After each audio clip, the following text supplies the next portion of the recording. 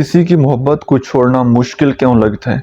इसकी न 3 नफ्सियाती वजहें कि हम किसी इंसान को छोड़ना नहीं चाहते या हमें मुश्किल लगता है कि हम कैसे छोड़ेंगे। इतना बड़ा वो पहाड़, इतना बड़ा हवा हमारे सामने बन जाता है कि हम कैसे इससे मूव ऑन होंगे।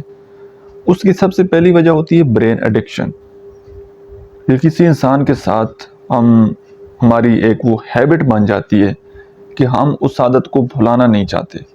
हमें लगता है कि हम इस आदत से नहीं निकल सकते। वो एक ब्रेन एडिक्शन होता है। और दूसरी वजह होती है इमोशनल अटैचमेंट।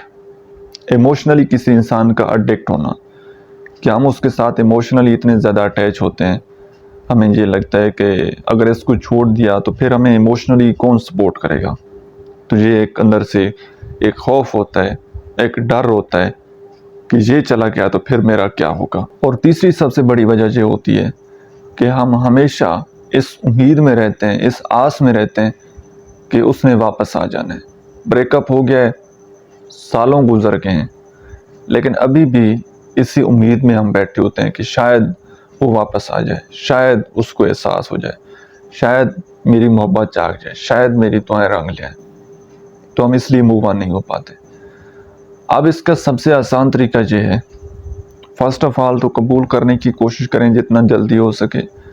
इस बात को दिल से तस्लीम कर लें कि ताल्लुक़ था, अब ख़त्म हो गया, अब मैंने आगे बढ़ना है। आप ऑटोमेटिकली इमोशनली हील होना शुरू हो जाएंगे।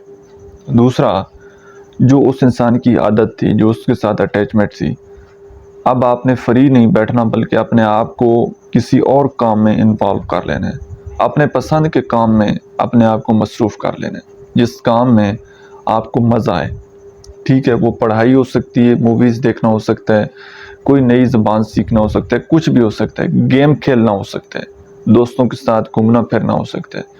तो फ्री आपने नहीं बैठना, कोशिश करनी है कि अपने आप को जितना ज़्यादा हो सके आपने मसरूफ़ रखना है।